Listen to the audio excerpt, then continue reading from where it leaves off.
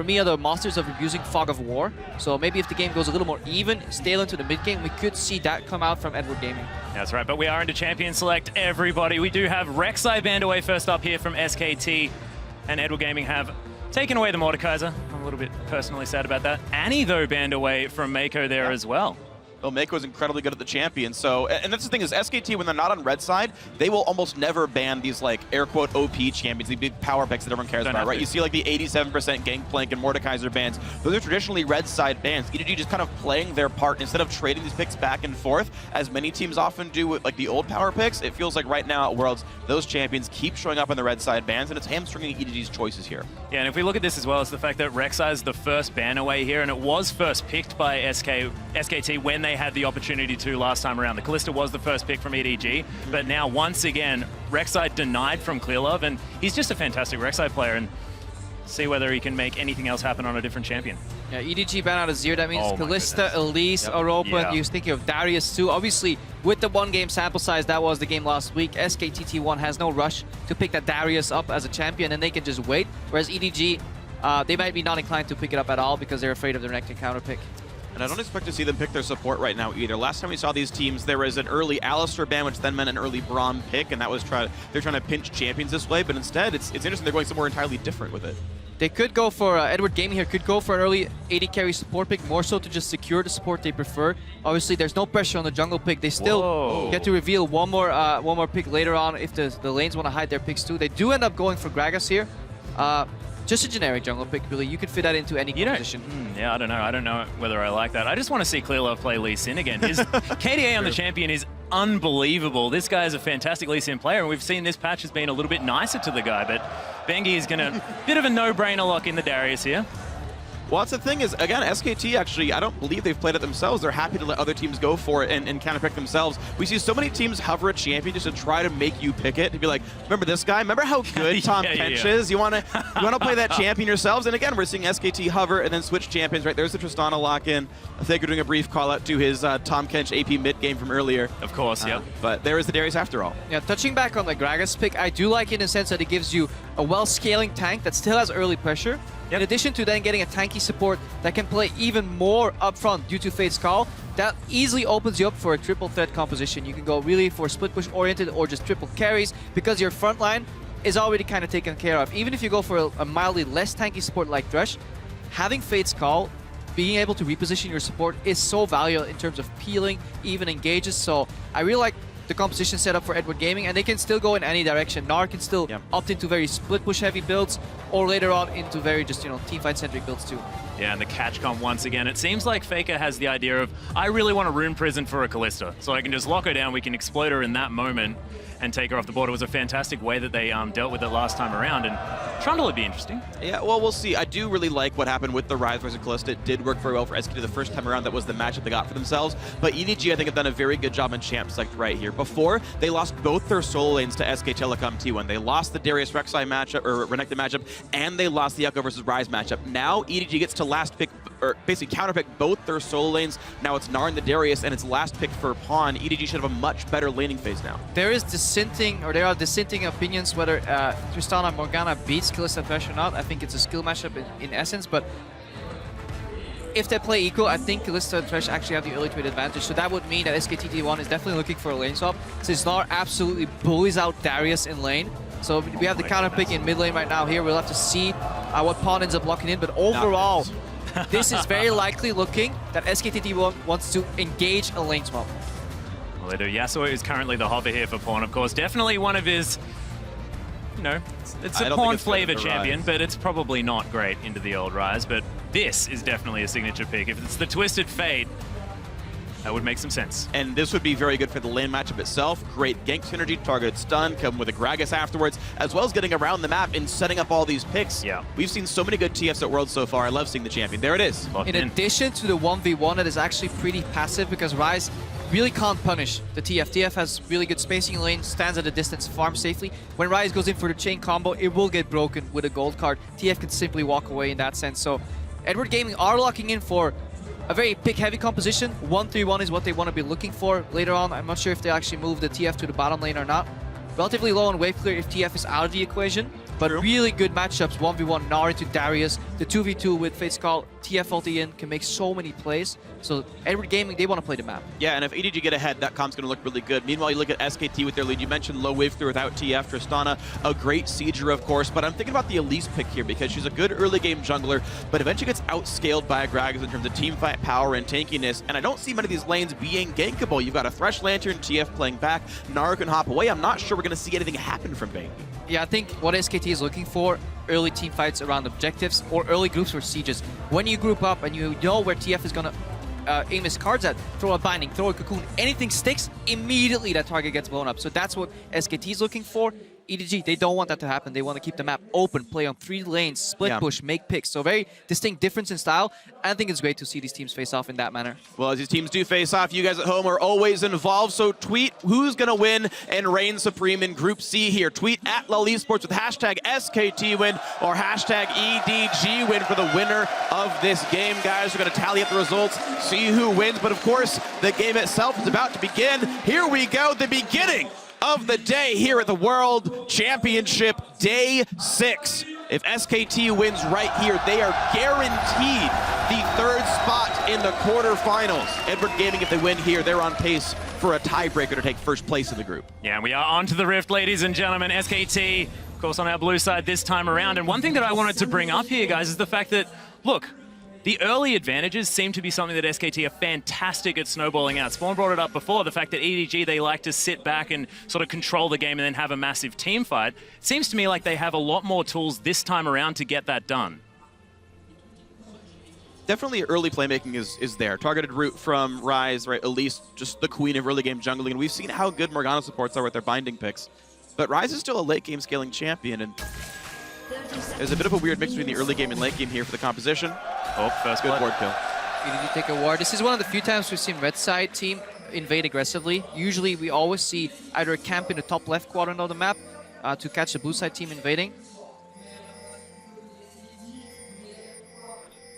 And right now it's actually an early defensive, well, not defensive ward, but in the river actually spots SKT faking an invade, then doing nothing with it, but EDG themselves get revealed, and there's actually no meaningful deep vision for either team. Now it's a coin flip. Both teams, SKT obviously wants to lane swap, so they want to fake base, maybe like, are we going top or not, and see if EDG buy into that. But EDG put their dual lane down in the brush in that river, and very few teams I feel like actually faked the recall. I think Edward Gaming have tipped their hand because of that one ward in the river. Oh, they got spotted. This is good for EDG overall in terms of lane matchups. They know exactly what's going to happen now. Another running backwards, spotted again by these wards, and everyone knows Nico and Deft are here by the Gromp, and actually, wow, giving a super leash. Yeah, Deft actually some auto attacks onto Wolf here as he makes his way back towards the bottom lane. Standard lanes. This could fix the matchup if SKT can keep pushing aggressively on the bottom lane to deny those trades here. Let's see if Bang can get some trades off. Obviously, the explosive charge is what you really want to trade with, but the passive from Kalista with double range is incredibly hard to fight into early. And Mako didn't land the auto attack onto Bang, so there's a big chunk of the health that they would have gotten from the Kalista W passive not triggered there. So the first trade did go SKT's way. Ooh, Dark Binding is going to miss here as well as Mako. Cheeky auto attack onto Wolf. Yeah, and you can see, oh, really good play though with the exhaust. Clearlove's coming down. Yeah, Bang taking a lot of damage. Def still trying to marshal poise around this fight. Clearlove finds his way in the level 2 gank. Reads the flash there from Wolf as well as the barrel comes in, but not going to be enough. I think that was released the blue buff. That was just given away a bit too hard though by Mako going aggressively, but it does fix a problem that EDG had in this bot lane, which was the pushing. Likely we're not going to see too much action right now, so we're going to keep track of Bengi. What's he going to do? Because he has cross-map potential. He actually aggressively invaded, and he can now fix that matchup in the top lane. So maybe this wasn't the best plan from Clearlove. Well, Clearlove not actually going towards the enemy red buff either. It seems like it could potentially be a 3-buff start here for Bengi, given the opportunity. Yeah, so they bought that extra sort of buff that they're going to lose eventually by getting +2 summoner spells. Bang lost 1, Wolf lost both. So you have to Black Shield a hook or someone's almost definitely going to die in this lane, specifically Wolf. And that's going to be one thing to watch for, though. As you look at the top side of the map, Marin is beating up on Amazing J. Okay, there's 4 minutes left in the lane, but it's already going for Marin. And obviously that's the value. Marin has minion advantage too, so if Amazing J trades close to his Darius pick, he's going to get out-traded due to minion damage. Marin obviously knows he's safe because the jungler just showed for 30 seconds plus at the bottom side of the map. This means cross-map die from Bengi. Yeah, the cocoon lands here as well as Marin makes his way in. Oh, he's going to flash into the range of the Q, but Bengi trying to get the work done. Amazing J walking around. First blood goes down for Bengi. And this is a big strategic mistake from SKT, from EDG rather. They leave the opportunity for SKT to make a very simple play, very telegraphed. You see the jungler bottom side of the map. What do? Well, you migrate to the top side of the map. What do you find there? A winning matchup from EDG that now gets tilted in Marin's favor. Marin, one of the best top laning performing players in this championship already, so things about to get rough. And you already saw, you just put it out a second ago, the mistake from Amazing J. Minion wave advantage, chose to take a trade, got chunked right before the Elise showed up. He even helped himself get ganked there. So great early start for SKT. We look down, we realize the top lane's already winning for SKT, bottom lane currently winning for Edward Gaming. Mid lane matchup very close right now. Yeah, Pon is going to be backing away at the moment. You can see the vote most definitely in favor of SKT at the moment. Faker unable to stop Pon from getting back home. And Marin picks up Thorn, he had the Thorn shield already, picks up the early Ninja Tabai, so it's going to get incredibly hard for the Gnar matchup to win in the way it usually does, which is repetitive auto attacks. Bang right now, he's poked out on the bottom though. Wolf takes the hook. Yeah, Death Sentence the playback there as well. Lots of damage from that Sentinel. There was a misplay earlier by Deft. He tried to go for the normal sort of holistic gameplay pattern of get a stack onto Bang, attack a minion once, then rend and get the reset and the damage. But he actually missed the rend. He didn't kill the minion, so that was on cooldown when they pulled in Wolf, and that was a bunch of damage he missed. Bangy made his way to the bottom now. He did get spotted pinged out, but the pressure really to that lane, because 2v2 Wolf and Bang would lose this, because Bangy shows up, he doesn't care if he's seen. All he's gonna do is just push in and reset the wave. Telecom now wants to come for a gank to maybe 3v3. Making his way down from that grunt there as well. You can see it's just a bit of a try lane here for SKT. I don't think SKT's going to stay around. They're right on pickaxe recall, and Bang being at half health and Wolf still missing his flash means they're going to recall, I believe, just for some health. They're going to get the pickaxe recall, which will match up against basically Vamp Scepter, Longsword of Death. Not exactly a huge advantage for the EDG. Oh! Bang That's big. Stopped. That's huge. That's actually really big. Bang gets a bad recall. Now he's going to miss a full wave because of this. Yeah, back in the day, bot lanes would actually just take the freeze here. Support freezes, AD carry bases, and you base one by one. EDG, they really want that tempo, and because they made the decision and they stop Bang and actually come out huge, this wave is equal. If Bang even goes for a single CS, it will automatically push towards EDG's side, so Bang is wasting a lot of time here because he has to respect the brushes. Really smart play here by Deft and Mako. So Bang intuits that they're actually sitting... they've already recalled, rather. And now he knows they recall, but he has to push in. The next wave is already coming, so he's behind in tempo. He doesn't even get to punish because there's very few creeps being denied. SKT maybe denied 3 melee creeps from EDG so far, so really fantastic base timing here from Deft and Mako. Could make up for the loss in top lane earlier. Yeah, so Bang now has to sit at least 2 more waves to get enough money for BF Sword and Potions. This is a full minute. He has to stay in this lane, or that push didn't really do much of anything. The freeze is still going to be for EDG. He does not have 1,500 gold. And that's going to be a rough bottom lane. Yeah, Rune Prison used here in the mid lane as Faker. Just trying to stop Pon, who's running out of mana just a little bit. But look at that top lane, 45 CS to 18. Amazing J in a lane that theoretically should be able to bully. Yeah, and this is doing so well. One of the most proficient counter picks so far in the tournament. Gnar into Darius has always done well, significantly better than the opponent pick, but just doesn't come out here due to the early pathing from Telecom. That Bangy punished. So we're gonna need to see Pon punish this somehow. Teleport up to the top lane, and quickly, because if you let Darius get too far ahead, he will actually simply 2v1 you, and then the game snowballs out of control. Well, Gnar is only 5.25 level-wise right now. He's got a lot of room to grow till he has that Mega Gnar, but it is for the next minute and a half a flashless Darius up there. So the chance for a gank definitely is a possibility here. And this lane should, I think, push back out with where it's positioned right now. Marin at the moment just farming this one out. Of course, still a gigantic CS lead for Deft in the bottom side of the map. May make up for Amazing J falling so far behind. Faker going to take himself a blue buff. Bengi handing that one over. I mean, just to illustrate how big that advantage is, Marin right now has earned in the game in total around 2,700 gold. That's 1,000 more than Amazing J has earned in the entire game. So 1,000 gold advantage is, you know, if you hear that, you don't know how big that is, but relatively speaking, that's 2.7k to 1.7k. That is a massive gold advantage. In addition to the fact, as we pointed out just now, Marin is a full level ahead and more of Amazing J, so that's going to get incredibly rough later on. Bang actually taking a lot of damage there. The Ren comes through, Bang down to about 400. Mako's playing really far back in this lane. I think he was trying to Lantern in Clear Love, but essentially we just see Deft basically 1v2 the lane for most of the time. And now that Deft is 6, Mako can play as aggressively as he wants and not get punished for it. Pon needs to answer this gank in the top lane, or Amazing J's screen is about to go gray again. That's Mega Gnar. They're going to wait for that to time out. It times out right now. There comes the push. Minion wave is in. Bengi should be pulling aggro first, just like last time. Going to pull in and go towards Marin. Oh, there's no chance! Oh man, that took him 2 seconds flat. Didn't even need the cocoon that time. It was just the apprehend and that was enough. Yeah, look at mid lane. Faker is playing passive because he knows his team members are setting up a gank in the top lane. All he needs to do is survive and CS. Where has Clearlove been? His gank priority, his pathing has been incredibly subpar. He's just simply getting destroyed by Bangy, and Bangy's not even making the initiative. He's just simply reacting to where he sees Clearlove. He's okay, you're right side, I go left side. I kill someone, you don't, because SKT has better vision, better communication, and they play passive at the right times. Mako hit by a bind here as well as Deft goes once again aggressive, but that's a lot of extra damage out from Bang there. He's got a Vamp Scepter, should be okay for the Kalista here, but I mean, we saw the same thing last game actually. EDG were slightly winning their bottom lane by a few CS. They even killed a turret one time, but they're not getting anything else done on the map. Meanwhile, Marin is just crushing Amazing J. Oh, Quan. Clearlove both in position here as Bengi's trying to take down this pink ward. Oh, Golkar dodged there by the repel as the flash is used from Bengi to get him out of trouble. Still the correct play. You can't open up with Body Slam Flash because if that gets repelled, you lose a Summoner, so it's Gold Card for Summoner, which is worth. And again, this is the pink wards that EDG used to come back into the game. They really like Vision Denial, trying to make picks that way. But Pawn is already level 8, approaching 9. And he needs to start teleporting around the map. TF is picked for his global ultimate because if you look at Faker, he's comfortably farming away. Has 2 mana items already completed. That is no combat stats, but that's going to build and build up over time into incredibly high damage potential. Whereas Pawn, he's in his peak kind of right now. Between like 11 and 16, that's where he wants to teleport and influence other lanes with that TF hit. The weird thing is, pink wards here in the river still. So Deft actually, this tournament so far, has bought 14 pink wards as an AD carry.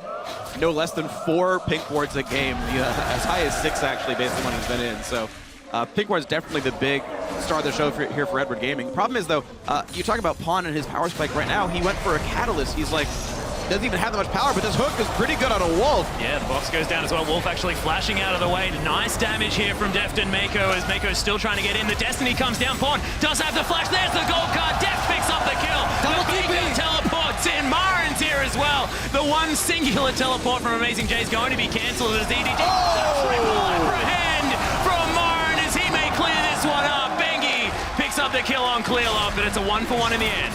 Hey, look at Amazing J. He knew exactly that he had to cancel his teleport right there because the counter to 1 global is obviously double teleport. Luckily for Pawn, TF ultimate is shorter cooldown than a teleport, so we have to see if he can make the next one work.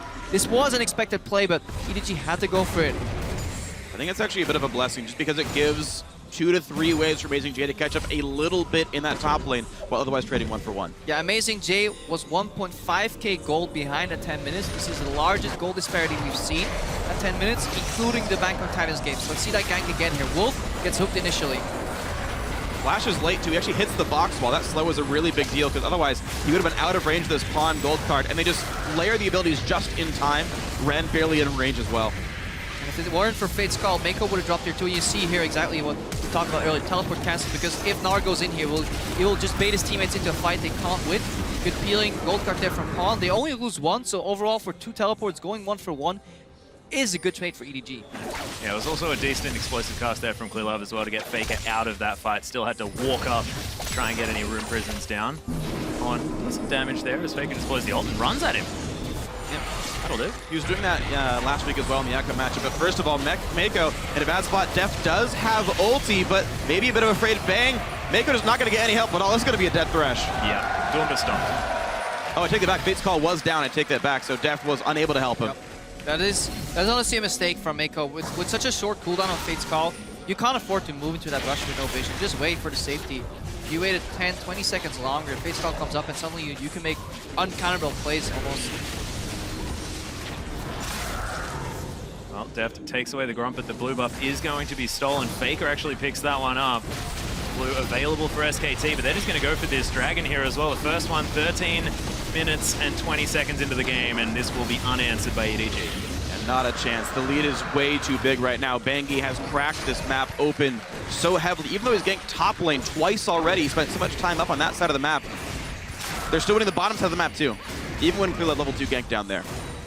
And Bang and Wolf have done a fantastic job just playing passive where they need to, but not to the point where they would just lose the lane outrageously hard way. Whenever EDG stepped forward to trade and get a beneficial trade, and they stepped a little bit too far into minions, that's when you can always see Bang get in one extra auto attack, because he knows if Def tries to trade one auto more, you're fighting with minions. So both these teams are really, you can tell that they're fantastic players because they incorporate minion damage in their trades.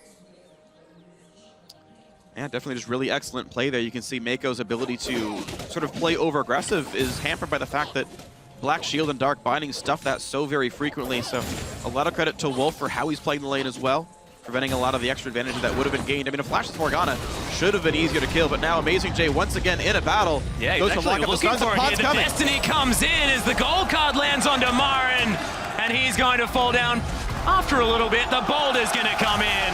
That was beautiful. They dodged the healing from Q. Amazing J walked in, Pawn walked out, and there's no answer because those TPs are longer cooldowns. Yeah, this is what we were looking for earlier. Pawn has to make those Destinies work, and we can see it. Both teleports are still on cooldown right now, so you definitely want to get 2 Destinies for every single teleport spell right now. Amazing J getting aggressed on by Bengi. He should be fine. Make his way out. The wave will reset too, so overall, EDG clawing back into the game with the globals, but teleports are about to come up again, and that could swing it in favor of SKT again. And Bengi bought a Sightstone and is ahead of Amazing J right now. If you just like detract that money, he's still got more than this poor Gnar top lane right now. Mid lane turn also goes down. The flash engage from Faker. Yeah, there's the Rune Prison in there. All of the spells, all of the time. Faker, the 1v1 against Pawn. And that's with Rod of Ages and Tears still stacking up. And we talked about this matchup earlier. We said Ryze can't touch TF because he will get gold carded every time he aggresses. Well, Faker flashed the instant that Pawn launched his blue card at the minions to get mana. So that card, pick a card, was on cooldown for the entirety of that exchange. And Faker doesn't need much time to kill you if he can gap close. Pawn's flash wasn't available right there, so really smart move by Faker. Card goes down, flash in, kill. And look at this move by Bengi, already showing up where he needs to be. Very smart. It's reactive, but it's instantaneously reactive. Mid laner's dead, let's knock a turret down. Clear left shows bottom, let's gank top lane. Bengi is on point this game. Well, Def may find Wolf here just a little bit, but they want to take down this pink ward as the priority. Bang gonna head back to base here and pick up some items. Avarice Blade pickaxe, not quite enough at this point as Marin, he's gonna take down the other turret in the top lane, and they're just falling thick and fast now. Yeah, we questioned the Gragas pick earlier. It brings early ganking potential, while scaling tank, but you have to use your potential, right? You can't just sit on it forever and just let it go to waste. Clear off. Very poor pathing and prioritization of ganking lanes, honestly. He should have been top to help Amazing J, and that's what got them through regionals too. When they made that climb again after the initial slump in EDG, it was Amazing J's aggressive play combined with Clearloff helping him control the top side of the map, while Deft and Maka played passive on the bottom. That was their bread and butter. That's how they started winning these games. But complete reversion here from that play here from Clearloff, and Bengi, such a smart player overall, punishing every single mistake.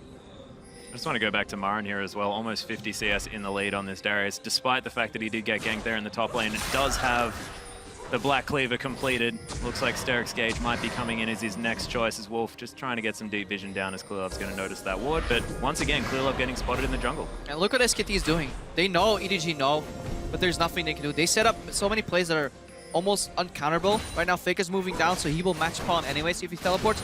And they simply want to pressure you off the tower. They don't want you to defend and dive you, because that could go wrong. They simply want to show you, hey guys, we're here with this many people. It could be wise for you guys to back off.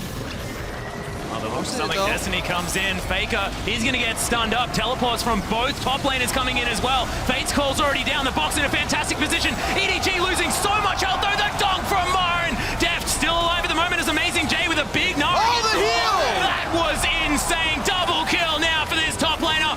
Pawn gets dunked at the same time, and Bang's just hopping everywhere. Absolutely amazing fight. SK Telecom T1 with the ace for only 2 kills. And it looked grim at the start, and actually this was probably the best way it could go for EDG. Faker oversteps his boundaries, but instantaneously Marin TP's down, and they don't even need Faker to win that fight. All he needed to do was soak some damage.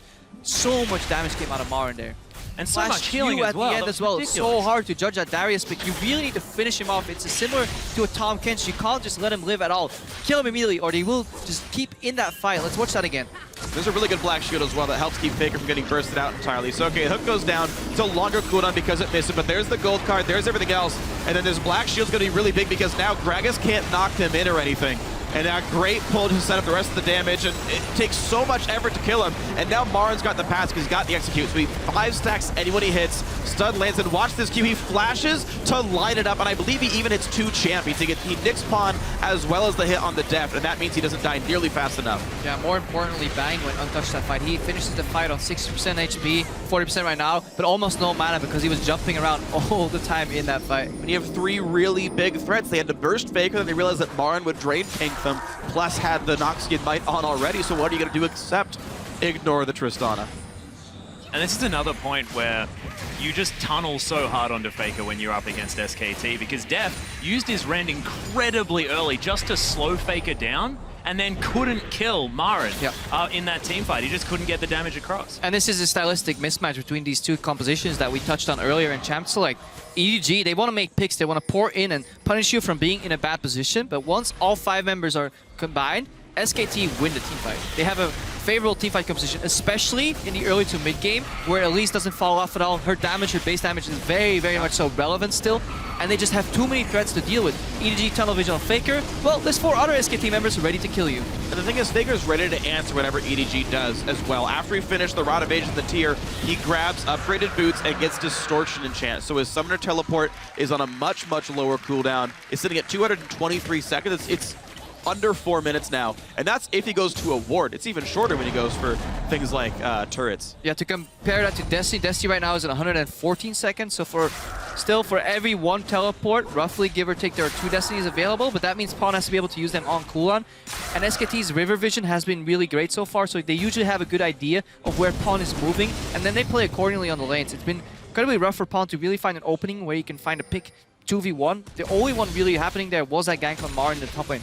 And he doesn't care because he's still so far ahead. Yeah, just actually finishes the Sterix gauge from a longsword, I believe. It's interesting as well, if you watch SKT's warding pattern, it's been all bottom lane for the last like 10 minutes straight. They're okay with Mars sitting on an island up there and slowly winning his matchup against Amazing J. They're making sure this bot lane is still going according to plan. I mean, look at Amazing J. Every single Gnar we've seen so far, the debate was, does he go Black Cleaver or Frozen Mallet? Yeah. To beat up on the Darius. Well, Amazing J says, I can't even win 1v1 anymore, even with superior items, so I have to spec into teamfight Gnar with a Sunfire Cape. That means EDG is stepping away from their win conditions, which is the 1-3-1, which are destroyed by now by SKT, just like Mako's about to get destroyed if it weren't for Fate's Call. Will they go in though? Going to be there. Marin's in front. Oh no! Mako chose to go in. That's cast by the support. He dies for free. Marin in a 1v2 gets the double heal though. Def's life is not good. Dunk comes through. One more hit will kill him. He'll bleed to death for sure. Faker kills off Clear Love. Def Summoner Heal keeps him alive, but that was silly. Yeah, I think silly is basically the only word for that. I mean, I don't know why the Fate's Call was used to re-engage, but the Black Shield was fantastic. There wasn't even a knockup from that. Yeah, Panic play overall just didn't really use their vision. If you're fighting to dark, you have to make a guesstimate. Are they there? Then they die. If they're not there, it's easy. Yep. Press R. Can't really excuse that play from Mako overall. I think EDG are grasping at straws right now. It even shows in their item build. They're made for 1-3-1. They're starting to build for teamfight. They will lose the teamfight regardless of what this Gnar builds. So overall, Amazing J trailing behind. Again, Cocoon hits. Mako should know that he has to get the hell out of dodge. Well, he does. He's out. Yeah, he's out. But he gets back into dodge. And then Def walks backwards and forwards, and suddenly, like, the thing is, TF could have ulted well before the Fate's Call was actually used. You saw it pop up after he engages. This could have been an easy check for EDG to know what's going on. Communication breaking down here. It's just easy for SKT now. Pawn actually up against Wolf here, who flashes on top of him. Still stunned. That is the ballsy play. The Ignite goes down, Black Shield's there, and Bang's gonna secure it. Faker teleporting in just to say hi to Pawn's corpse. I don't know Pawns could walk backwards. You see what happens though. Breaks the rules, still dies anyway. Yeah. Oh man, SKT kings in this game. They're gonna move into the base right now. Faker flashes in for Mako. Fantastic exhaust is gonna be used though as Bengi. He comes down, but Amazing J finds his way underneath the turret, but that's so much damage. This Bang's gonna lock it down, and this is gonna be the base broken for EDG. SKT support beating on EDG's mid laner. SKT's mid laner beating on EDG support. Everybody beating each other here, but EDG are the losing team every single trade here.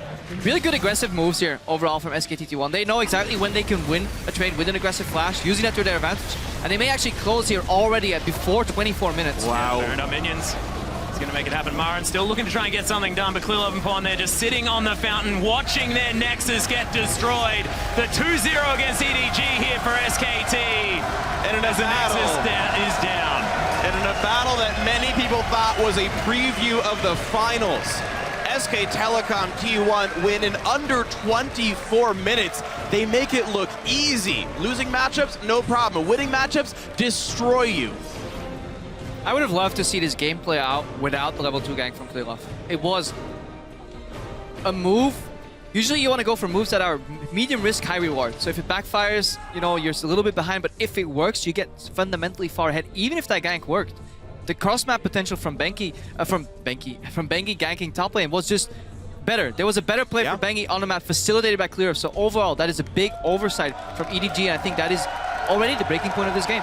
And even though you say I want to see the game without that happening, I'm going to saw the game with that happening because Bengi to me is so good right now. Back in spring, SKT got a new jungler as maybe a replacement. They had Tom in the lineup playing many of the matches because Bengi wasn't up to snuff. But ever since the midseason invitational, Bengi has gotten better and better and better. And I think he was the reason they won this game. He carried their early game, got those lanes where they needed to be. And Bengi's a pleasure to watch right now. No one was considering him in that top echelon of junglers coming here. It was. You got guys like Cacao, guys like Clearlove. Well, now you better say guys like Bengi because right now he's making very good choices. He did get some praise, but he wasn't rated as highly as he is performing right now. Bengi overall, yeah,